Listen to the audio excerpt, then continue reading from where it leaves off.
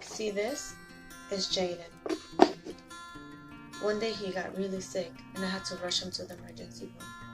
When the provider finally came up to me and spoke to me, she said my son's pancreas wasn't producing any insulin and he was then diagnosed with type 1 diabetes. That was so scary. It was terrifying. I thought my son's life was over. She said that the insulin's job was to lower glucose levels in the blood. She then proceeded to prescribe him Detemir. She explains, Detemir was a long-acting man-made insulin, which starts to work several hours evenly for up to 24 hours after being injected subcutaneously.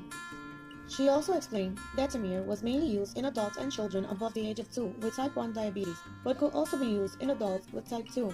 An off-label use for Detemir is women with gestational diabetes, as it does not cross the placenta, therefore is not dangerous for the fetus. Detemir should be administered once a day with evening meals at bedtime. Sites where it can be injected include upper outer arms, abdomen, buttocks, and upper outer thighs. Make sure to clean before injection. Watch for unusual bleeding.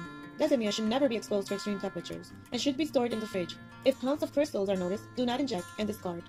Common side effects are signs and symptoms of hypoglycemia, which include anxiety, blurred vision, cold sweats, cold clammy skin, and confusion. Other side effects include increased hunger, nightmares, increased urination, fast heartbeat, cough, and shakiness. Now, my son could have his life back.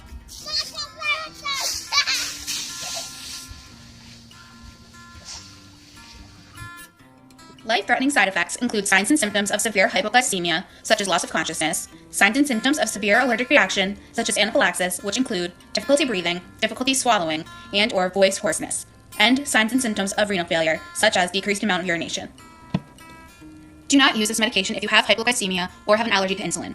Talk to your doctor before use if you have an infection or have kidney or liver impairment. Pregnancy may temporarily alter insulin requirements. Safety in children under 2 has not been established.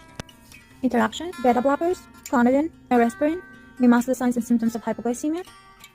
Corticosteroids, thyroid supplements, estrogens and niacin may increase insulin requirements. Alcohol, ACE inhibitors, MAOIs, oral hypoglycemic agents and salicylates may decrease insulin requirements. Glucosamine may worsen blood glucose. Fenugreek, chromium, and coenzyme Q10 may produce additive hypoglycemic effects. When to notify the healthcare provider? It is very important to notify the healthcare provider if signs and symptoms of severe hypoglycemia, anaphylaxis, and renal failure manifest, as this could lead to coma, even death.